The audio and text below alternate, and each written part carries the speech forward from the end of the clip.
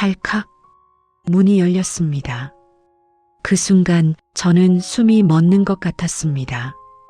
열쇠공이 문 손잡이를 돌리고 천천히 문을 밀어 열었습니다.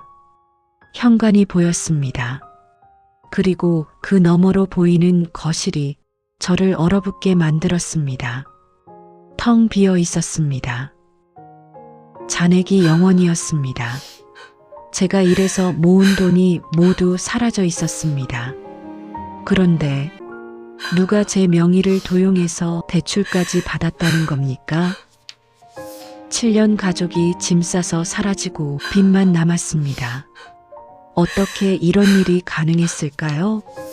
끝까지 응원해 주실 분들은 구독으로 함께 해주세요. 이제 시작합니다. 저는 그날 제 인생이 송두리째 무너지는 소리를 들었습니다.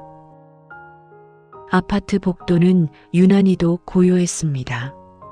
퇴근길 지하철에서 흘러나온 소음이 아직 옷깃에 배어 있었고 손에 든 장바구니에서는 마트에서 산 두부 포장지가 바스락거리는 소리만이 작게 울렸습니다. 402호. 제가 7년째 살고 있다고 믿었던 그 집 앞에 섰을 때 저는 아직 아무것도 몰랐습니다. 지친 몸을 이끌고 현관문 앞에 서서 익숙한 동작으로 도어락에 손을 뻗었습니다. 하지만 그날은 달랐습니다. 아무 소리도 나지 않았습니다. 도어락 화면은 캄캄하게 꺼져 있었고 제 손가락 끝에서는 차가운 플라스틱의 감촉만이 느껴질 뿐이었습니다.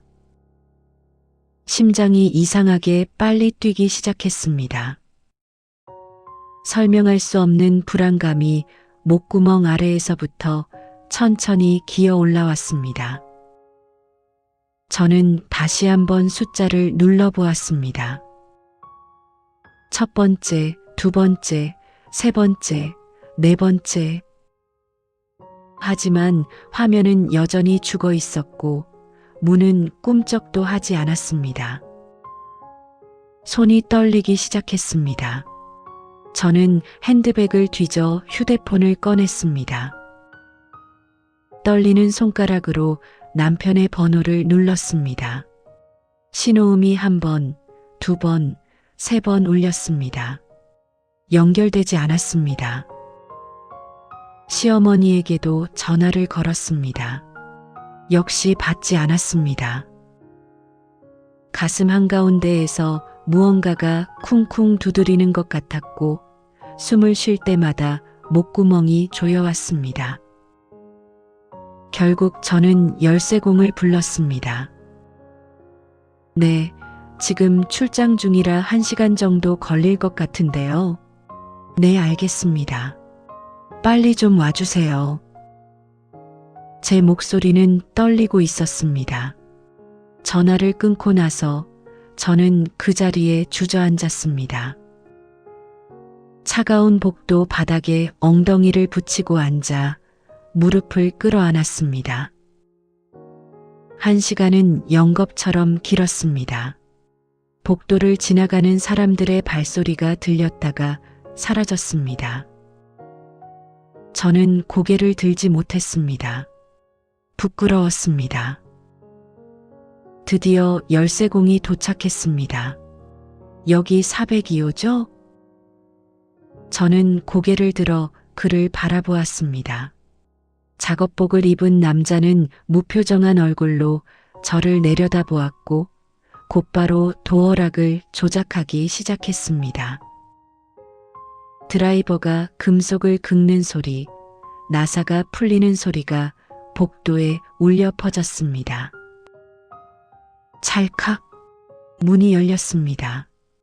그 순간 저는 숨이 멎는 것 같았습니다. 열쇠공이 문 손잡이를 돌리고 천천히 문을 밀어 열었습니다. 현관이 보였습니다. 그리고 그 너머로 보이는 거실이 저를 얼어붙게 만들었습니다. 텅 비어 있었습니다. 소파도 TV도 식탁도 아무것도 없었습니다. 거실 한가운데는 그저 먼지만이 희미하게 날리고 있었고 창문으로 들어오는 석양빛이 텅 빈 바닥을 붉게 물들이고 있었습니다.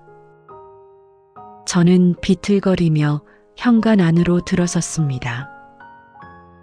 발소리가 텅 빈 공간에 메아리 쳤습니다.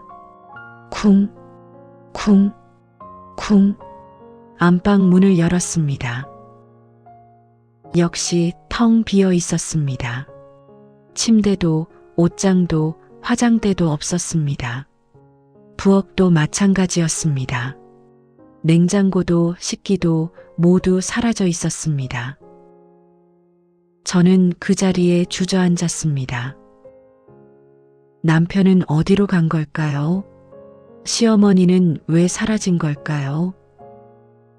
7년을 함께한 가족이 하루아침에 모든 짐을 싸서 사라졌습니다. 도대체 이들에게 무슨 일이 있었던 걸까요? 남겨진 그녀의 다음 이야기가 궁금하시다면 구독으로 끝까지 함께 해주세요. 여러분의 응원이 큰 힘이 됩니다. 머릿속이 하얗게 비었습니다. 그저 텅 빈 집의 정막만이 제 귓가를 파고들었습니다. 시간을 되돌려 보겠습니다. 그날 아침은 지극히 평범했습니다. 6월의 햇살은 얇은 커튼 사이로 스며들어 침실 바닥에 부드러운 그림자를 만들고 있었고 창밖에서는 참새들의 지저귀이 간간히 들려왔습니다. 알람 소리에 눈을 뜬 저는 늘 그랬듯 천천히 몸을 일으켰습니다. 옆자리를 보니 남편은 이미 일어나 있었습니다. 저는 슬리퍼를 신고 거실로 나갔습니다. 시어머니는 이미 부엌에서 아침 준비를 하고 계셨습니다. 된장찌개 끓는 냄새가 집안을 가득 채우고 있었고 밥솥에서는 김이 모락모락 피어오르고 있었습니다. 시어머니는 늘 그렇듯 말없이 식탁을 차리고 계셨습니다. 저는 인사를 건넸지만 돌아온 것은 짧은 대답뿐이었습니다. 저는 세면대로 가서 찬물로 얼굴을 씻었습니다. 거울 속에는 피곤한 눈빛에 제 얼굴이 비쳤습니다. 눈 밑에는 옅은 다크서클이 자리 잡고 있었고 입꼬리는 축 처져 있었습니다. 하지만 저는 억지로 미소를 지어 보았습니다.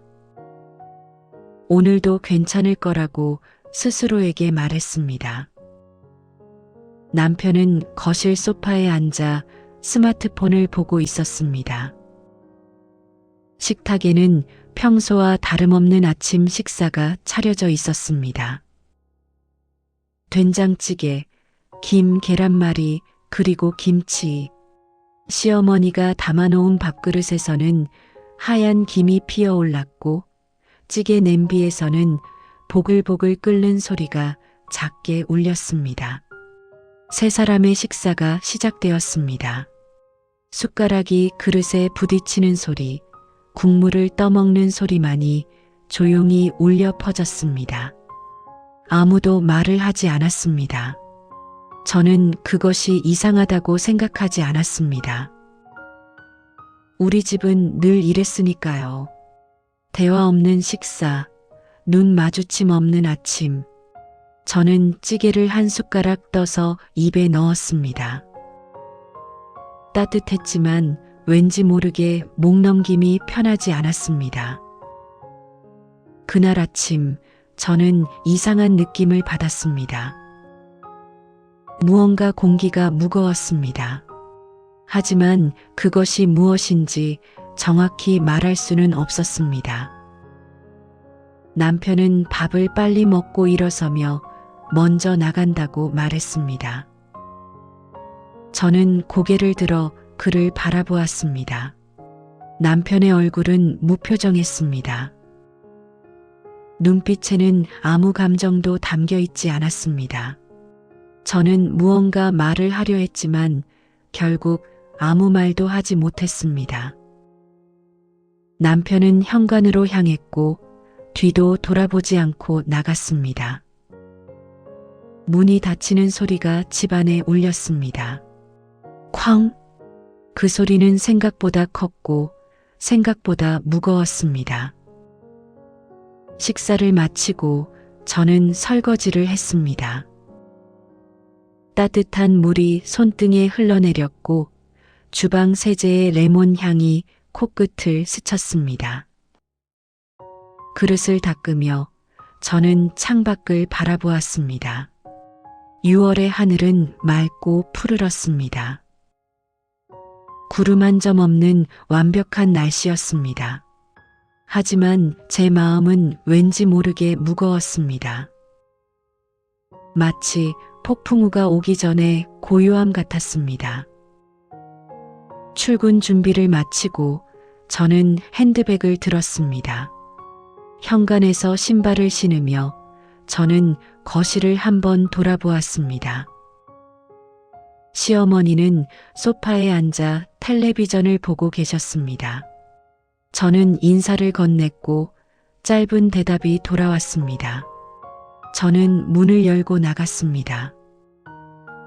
저는 엘리베이터를 기다리며 핸드폰을 꺼내 시간을 확인했습니다. 8시 20분. 평소와 똑같은 시간이었습니다. 하지만 그날 저녁 저는 알게 되었습니다. 그 평범함이 거짓이었다는 것을, 그 고요함 뒤에 무엇이 숨어 있었는지를. 저는 그날 밤 잠을 이룰 수 없었습니다. 텅 빈 집안에서 저는 홀로 바닥에 앉아 있었습니다. 열쇠공이 떠난 뒤 집은 다시 정막에 잠겼습니다. 아무 소리도 들리지 않았습니다. 냉장고 돌아가는 소리도 시계 초침 소리도 없었습니다. 모든 것이 사라져 버렸으니까요. 저는 떨리는 손으로 휴대폰을 켰습니다. 화면의 밝은 빛이 어둠 속에서 제 얼굴을 비췄습니다. 남편에게 다시 전화를 걸었습니다. 신호음이 울렸습니다. 1번, 2번, 3번. 받지 않았습니다. 시어머니에게도 전화를 걸었습니다. 역시 받지 않았습니다. 제 손가락은 떨리고 있었고 심장은 미친 듯이 뛰고 있었습니다. 저는 경찰에 신고했습니다. 전화기 너머로 들리는 경찰관의 목소리는 지쳐 있었습니다. 성인 가출은 범죄가 아니에요. 며칠 기다려 보시고 그래도 연락이 안 되면 실종 신고하세요. 하지만 집안 물건을 다 가져갔어요. 이게 가출인가요? 남편분이 가져간 거면 절도도 아니고요. 일단 기다려 보세요. 전화가 끊어졌습니다. 저는 핸드폰을 쥔 채 그 자리에 멍하니 앉아 있었습니다. 아무도 저를 도와주지 않았습니다. 아무도 제 말을 믿어주지 않았습니다. 저는 그저 남편에게 버림받은 불쌍한 여자일 뿐이었습니다. 가슴이 무너져 내렸습니다. 제가 지금 겪고 있는 일이 현실이라는 것이 받아들여지지 않았습니다. 저는 두 손으로 머리를 감싸 쥐었습니다. 숨을 쉬는 것조차 힘들었습니다. 다음 날 저는 집안을 뒤졌습니다. 혹시 남겨진 것이 있을까 싶어서였습니다. 안방 옷장을 열었습니다. 텅 비어 있었습니다. 남편의 양복도 시어머니의 옷도 모두 사라져 있었습니다. 서랍을 열었습니다. 역시 비어 있었습니다. 통장도 도장도 심지어 결혼 앨범까지 사라져 있었습니다. 저는 무릎을 꿇고 앉아 빈 서랍을 바라보았습니다. 손이 떨렸습니다. 눈물이 날 것 같았지만 나오지 않았습니다. 그저 텅 빈 공허함만이 가슴을 채웠습니다. 마치 제 심장까지 사라진 것 같았습니다. 저는 컴퓨터를 켰습니다. 남편이 쓰던 컴퓨터였습니다. 비밀번호를 입력했습니다. 하지만 로그인되지 않았습니다. 비밀번호가 변경되어 있었습니다. 저는 은행 어플을 켰습니다. 제 명의 통장을 확인했습니다. 잔액이 0원이었습니다. 저는 숨이 막혔습니다. 손이 떨려서 핸드폰을 제대로 잡을 수조차 없었습니다. 화면이 흐릿하게 보였습니다. 눈물이 고였던 걸까요? 저는 눈을 감았습니다. 하지만 눈을 감아도 현실은 변하지 않았습니다. 이게 뭐지? 제 목소리는 작게 떨렸습니다. 제 돈이었습니다. 제가 일해서 모은 돈이었습니다. 하지만 모두 사라져 있었습니다. 누가 가져간 걸까요? 남편일까요? 시어머니일까요? 아니면 둘이 함께 계획한 걸까요? 머릿속이 복잡했습니다. 생각이 정리되지 않았습니다. 저는 그 자리에 주저앉아 두 손으로 얼굴을 감쌌습니다. 가장 믿었던 사람들에게 이용당했다는 사실을 깨닫는 순간 가슴엔 커다란 구멍이 뚫립니다. 혹시 여러분도 이런 막막한 순간을 견뎌본 적이 있으신가요? 여러분의 소중한 공감은 좋아요와 댓글로 남겨주세요. 하나하나 소중히 읽겠습니다. 손바닥 사이로 뜨거운 숨이 새어나왔습니다. 저는 아파트 관리사무소로 내려갔습니다. 경비 아저씨가 저를 보고 고개를 끄덕였습니다.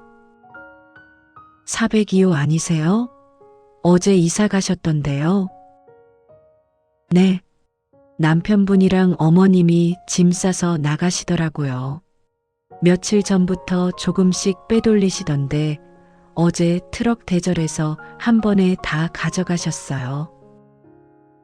경비 아저씨의 말은 담담했습니다. 하지만 제게는 충격이었습니다. 며칠 전부터요? 조금씩 빼돌렸다고요? 그럼 그날 아침 남편과 시어머니는 이미 알고 있었던 겁니까? 오늘 제가 퇴근하면 집이 텅 비어 있을 거라는 걸, 저를 버리고 떠날 거라는 걸, 그들은 평온한 얼굴로 아침을 먹으며 저를 속이고 있었던 겁니까? 제가 출근하는 것을 지켜보며 마지막 짐을 챙기고 있었던 겁니까? 저는 아무 말도 할 수 없었습니다. 입술이 바짝 말라붙었고 목구멍이 조여왔습니다. 눈앞이 흐려졌습니다. 저는 비틀거리며 계단을 올라갔습니다. 엘리베이터조차 타기 싫었습니다. 그저 걷고 싶었습니다.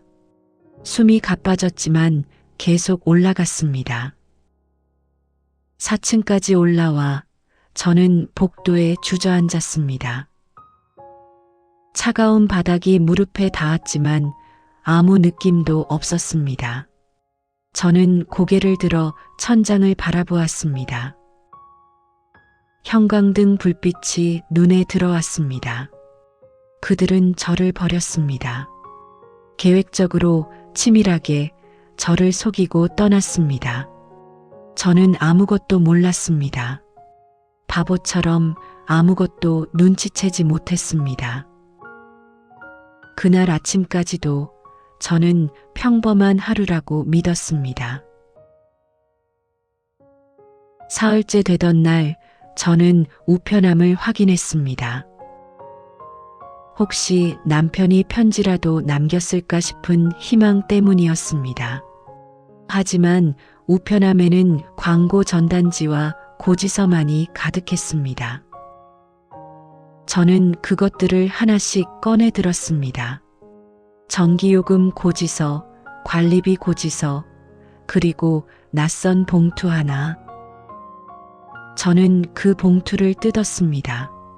안에는 법원에서 온 등기 우편물이었습니다. 손이 떨렸습니다. 제 명의로 대출을 받았다는 내용이었습니다. 3천만 원. 저는 대출을 받은 적이 없었습니다. 숨이 막혔습니다. 제 명의로요? 언제요? 저는 서류를 다시 읽었습니다. 날짜를 확인했습니다. 한 달 전이었습니다. 한 달 전 저는 출근하고 있었습니다. 그런데 그 사이에 누군가 제 명의를 도용해서 대출을 받았다는 겁니까? 저는 손에 든 서류를 바라보았습니다. 제 이름이 적혀 있었습니다. 하지만 서명은 제 것이 아니었습니다. 저는 엘리베이터를 타고 1층으로 내려갔습니다. 관리사무소 앞을 지나치려는데 경비 아저씨가 저를 불렀습니다. 402호 아주머니, 잠깐만요. 그게 말씀드리기가 좀 그런데요. 며칠 전에 부동산 중개인이 댁에 다녀갔더라고요. 집 보러 온 사람들도 몇 명 있었고요. 제 심장이 멎는 것 같았습니다. 부동산 중개인이요? 집을 보러 왔다고요? 저는 입술을 깨물었습니다.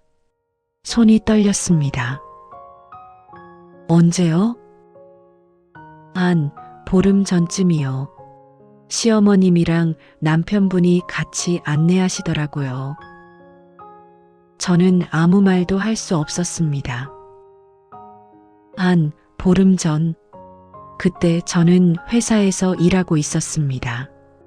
야근까지 하며 바쁘게 살고 있었습니다. 그런데 그 시간에 남편과 시어머니는 부동산 중개인을 불러 집을 팔려고 했던 겁니까? 제 허락도 없이요? 저는 고개를 숙였습니다. 감사합니다.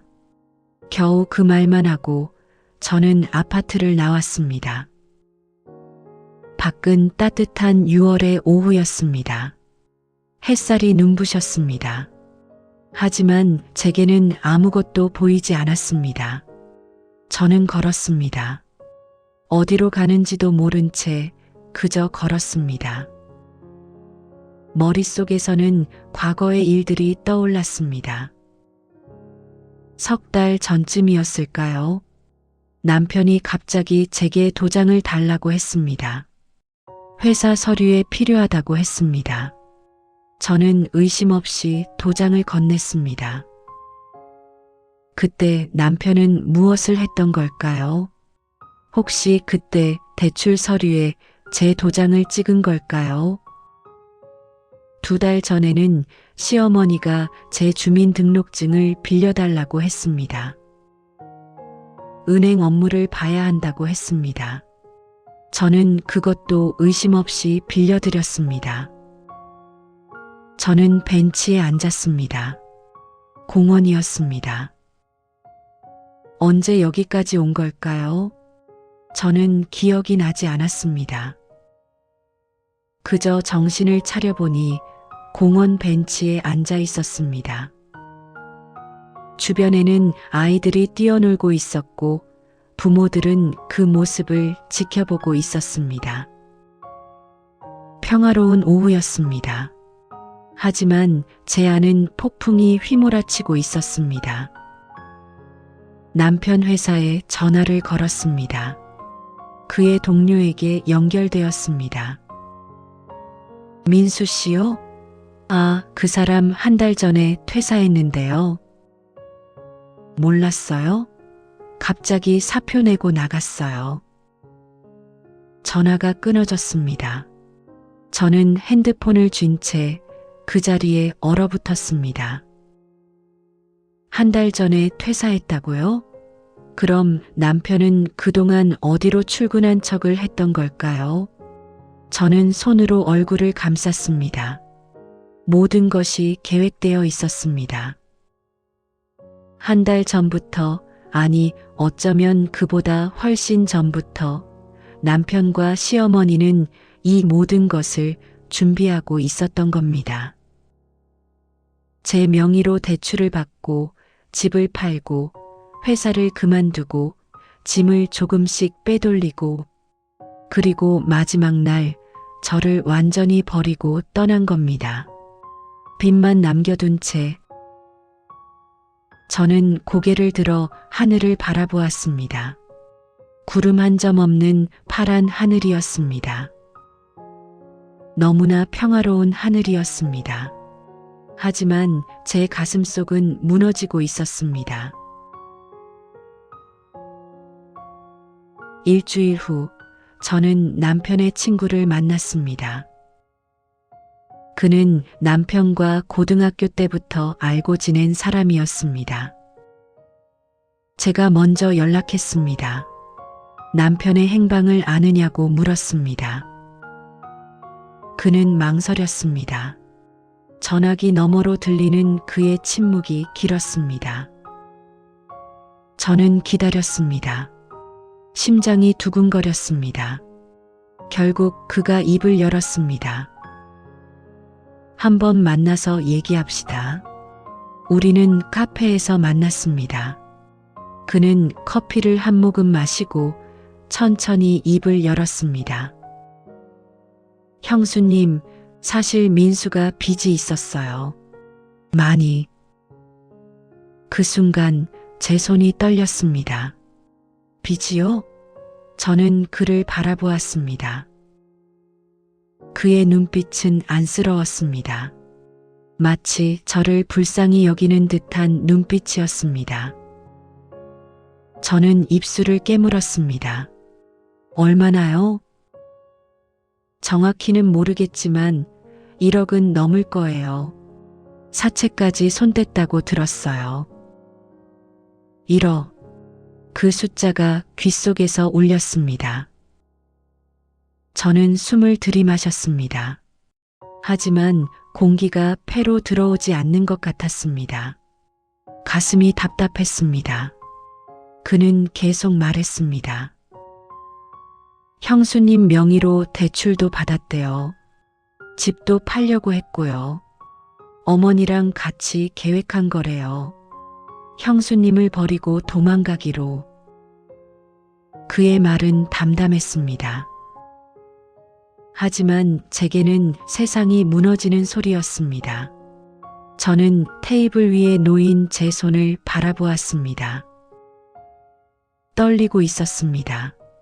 손가락 끝이 파르르 떨리고 있었습니다. 저는 그 떨림을 멈출 수 없었습니다. 그럼 저는 형수님은 이용당한 거예요. 처음부터 끝까지. 그 말이 심장에 박혔습니다. 이용당했다. 처음부터 끝까지. 저는 고개를 들어 그를 바라보았습니다. 그의 표정은 진지했습니다. 거짓말을 하는 얼굴이 아니었습니다. 저는 입을 열려 했지만 목소리가 나오지 않았습니다. 목구멍이 조여왔습니다. 숨을 쉴 수가 없었습니다. 형수님 명의로 받은 대출금도 다 써버렸대요. 그리고 집 매매 계약도 거의 끝나가는 단계였고요. 근데 형수님이 눈치챌까봐 먼저 도망간 거죠. 저는 눈을 감았습니다. 어둠이 보였습니다. 하지만 그 어둠 속에서도 제 머릿속은 혼란스러웠습니다. 7년이었습니다. 7년 동안 저는 그 사람을 믿었습니다. 아내로서, 며느리로서 성실하게 살았습니다. 월급을 모두 가게에 보탰고 시어머니를 모셨고 남편을 돌봤습니다. 그런데 그들은 저를 이용했습니다. 제 명의를 도용하고 제 돈을 쓰고 제 인생을 망가뜨렸습니다. 눈물이 흘러내렸습니다. 제가 울고 있다는 것을 깨달았습니다. 뜨거운 눈물이 볼을 타고 흘러내렸습니다. 저는 손으로 얼굴을 가렸습니다. 사람들이 쳐다보는 것 같았습니다. 하지만 신경 쓸 여력이 없었습니다. 저는 그저 울었습니다. 소리 없이 조용히 하지만 가슴 깊은 곳에서부터 울었습니다. 형수님, 그의 목소리가 들렸습니다. 하지만 저는 대답할 수 없었습니다. 저는 고개를 저었습니다. 아무 말도 하지 말아달라는 듯이. 그는 침묵했습니다. 저는 한참을 그렇게 앉아 있었습니다. 얼굴을 가린 채 눈물을 흘리며. 카페를 나왔을 때 밖은 어두워져 있었습니다. 저녁 시간이었습니다. 거리에 가로등이 켜지고 있었고 사람들은 집으로 돌아가고 있었습니다. 하지만 저는 갈 곳이 없었습니다. 텅 빈 집으로 돌아가고 싶지 않았습니다. 저는 걸었습니다. 목적지도 없이 그저 걸었습니다. 발이 아팠지만 계속 걸었습니다. 강변에 다다랐습니다. 한강이었습니다. 물은 검게 흐르고 있었고 다리 위에 불빛이 수면에 반사되어 반짝이고 있었습니다. 저는 난간에 기대어 섰습니다. 찬바람이 얼굴을 스쳤습니다. 머리카락이 바람에 흩날렸습니다. 저는 강물을 바라보았습니다. 끝없이 흐르는 물을 바라보았습니다. 왜 저였을까요? 왜 하필 저였을까요? 제가 무엇을 잘못한 걸까요? 저는 그저 평범하게 살고 싶었을 뿐인데, 사랑하고 사랑받고 가정을 꾸리고 행복하게 살고 싶었을 뿐인데, 왜 이런 일을 당해야 하는 걸까요? 저는 눈을 감았습니다. 눈물이 또 흘러내렸습니다. 이번엔 소리를 내며 울었습니다. 흐느꼈습니다. 아무도 제 울음소리를 듣지 못했습니다. 강물 소리와 바람 소리에 묻혔으니까요. 한참을 울고 나서 저는 핸드폰을 꺼냈습니다. 변호사 사무실 전화번호를 검색했습니다. 내일 상담을 받아야겠다고 생각했습니다. 이대로 무너질 수는 없었습니다. 제가 당한 일을 그냥 넘길 수는 없었습니다. 저는 싸워야 했습니다. 비록 혼자지만 저는 일어서야 했습니다. 다음 날 아침 저는 변호사 사무실을 찾아갔습니다. 비가 내리고 있었습니다. 장대비였습니다. 우산을 받쳐들고 걸었지만 바지 끝자락은 이미 젖어 있었습니다. 신발 속으로 물이 스며들었습니다. 차갑고 불쾌한 감촉이었습니다. 하지만 저는 신경 쓰지 않았습니다. 그저 앞만 보고 걸었습니다.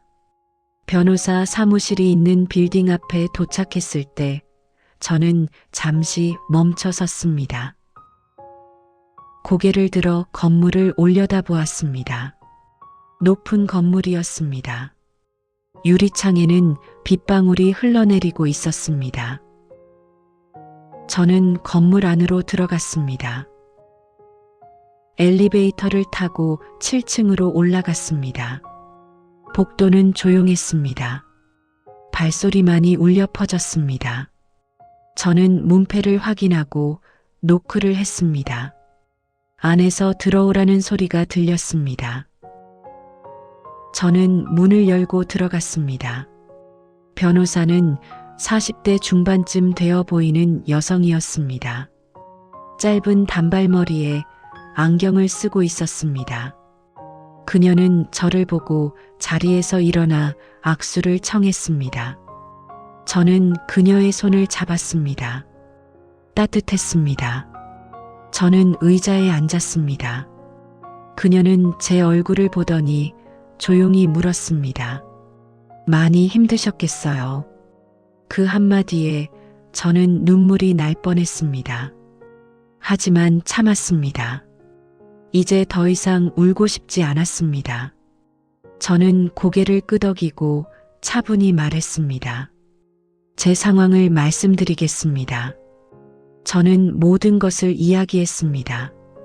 텅 빈 집, 사라진 남편과 시어머니, 제 명의로 받은 대출, 집을 팔려던 시도, 남편의 빚. 변호사는 메모를 하며 조용히 들었습니다. 저의 이야기가 끝나자 그녀는 펜을 내려놓고 저를 바라보았습니다.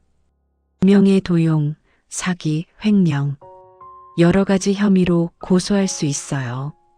그리고 집 매매는 가처분 신청으로 막을 수 있고요. 그녀의 목소리는 단호했습니다. 저는 그 목소리에서 힘을 얻었습니다. 저는 고개를 끄덕였습니다. 진행해 주세요. 시간이 좀 걸릴 거예요. 하지만 끝까지 함께 하겠습니다. 저는 그녀에게 감사하다고 말했습니다. 사무실을 나오며 저는 처음으로 마음이 조금 가벼워지는 것을 느꼈습니다. 혼자가 아니었습니다. 저를 도와줄 사람이 있었습니다. 그날 오후 저는 경찰서에 고소장을 제출했습니다. 명의 도용, 사기 혐의로 남편과 시어머니를 고소했습니다. 경찰은 수사를 시작하겠다고 했습니다. 저는 서류에 서명을 하며 떨리는 손을 느꼈습니다. 하지만 이번에는 두려움 때문이 아니었습니다. 결연함 때문이었습니다. 저는 더 이상 당하고만 있지 않을 것입니다. 일주일 후 법원에서 가처분 결정이 났습니다. 집 매매가 중단되었습니다. 저는 집을 지킬 수 있었습니다. 하지만 집은 여전히 텅 비어 있었습니다. 저는 친정어머니께 전화를 드렸습니다. 그동안 숨기고 있던 모든 일을 말씀드렸습니다. 어머니는 울음을 터뜨리셨습니다. 전화기 너머로 어머니의 흐느끼는 소리가 들렸습니다. 우리 딸 얼마나 힘들었니? 저는 괜찮다고 말씀드렸습니다. 이제 괜찮을 거라고. 어머니는 당장 가시겠다고 하셨지만 저는 괜찮다고 말씀드렸습니다. 혼자 해낼 수 있다고. 제가 강해질 거라고. 한 달 후 남편이 잡혔다는 연락을 받았습니다. 부산에서였습니다. 시어머니와 함께 작은 원룸에 숨어 살고 있었다고 했습니다. 경찰은 저에게 조사에 협조해달라고 했습니다. 저는 경찰서로 갔습니다. 조사실 밖에서 저는 남편을 보았습니다. 수갑이 채워진 그의 손, 초라한 모습. 그는 저를 보고 고개를 숙였습니다. 저는 그를 똑바로 바라보았습니다. 왜 그랬어요? 제 목소리는 차갑고 단호했습니다. 남편은 대답하지 못했습니다. 그저 고개를 숙인 채 입술을 떨고 있을 뿐이었습니다. 저는 더 이상 그를 보고 싶지 않았습니다. 저는 돌아서서 걸어 나왔습니다. 뒤도 돌아보지 않았습니다. 그날 저는 작은 원룸을 계약했습니다. 집은 법적 문제가 해결될 때까지 비워두기로 했습니다. 저는 새로운 곳에서 새로운 시작을 하기로 했습니다. 짐은 많지 않았습니다. 옷가방 하나, 이불 한 채, 그것이 전부였습니다. 하지만 충분했습니다. 저는 혼자 일어설 수 있었습니다. 그날 밤 저는 작은 원룸에 홀로 앉아 있었습니다. 짐을 풀지도 않은 채 바닥에 놓인 이불 위에 앉아 있었습니다. 창문 밖으로는 도시의 불빛이 보였습니다. 수많은 창문들, 수많은 불빛들, 그 안에서 살아가는 수많은 사람들. 저도 이제 그들 중 하나였습니다. 혼자 살아가는 사람, 상처를 안고 살아가는 사람. 하지만 포기하지 않은 사람. 저는 창가로 다가갔습니다. 유리창에 이마를 대었습니다. 차가웠습니다. 하지만 그 차가움이 싫지 않았습니다. 오히려 정신이 맑아지는 것 같았습니다. 하늘을 올려다보았습니다. 별이 보였습니다. 도시의 불빛 사이로 희미하게 반짝이는 별들이 보였습니다. 저는 그 별들을 바라보았습니다. 얼마나 먼 곳일까요? 그 별들은 얼마나 먼 곳에서 빛을 보내고 있을까요? 하지만 그 빛은 여기까지 도달했습니다. 아무리 멀어도, 아무리 어두워도 결국 빛은 도달합니다. 저도 그럴 것입니다. 아무리 힘들어도, 아무리 외로워도 결국 저는 다시 설 것입니다. 핸드폰을 켰습니다. 친정어머니께 문자를 보냈습니다. 괜찮다고, 잘 지내고 있다고, 걱정하지 말라고.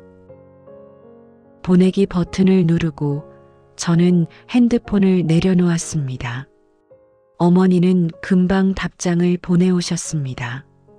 우리 딸 사랑한다고, 힘내라고. 저는 그 문자를 읽으며 눈물이 고였습니다. 하지만 이번엔 슬픔의 눈물이 아니었습니다. 감사의 눈물이었습니다. 저는 배우고 있습니다. 혼자라는 것이 외롭지만은 않다는 것을, 상처는 아물 수 있다는 것을, 사람은 무너져도 다시 일어날 수 있다는 것을. 저는 아직 완전하지 않습니다. 여전히 불안하고 여전히 두렵습니다. 하지만 포기하지 않았습니다. 그것만으로도 충분합니다. 창밖의 노을을 바라보았습니다. 해가 지고 있었습니다. 붉은 노을이 하늘을 물들이고 있었습니다. 아름다웠습니다. 저는 그 노을을 보며 생각했습니다. 해는 집니다.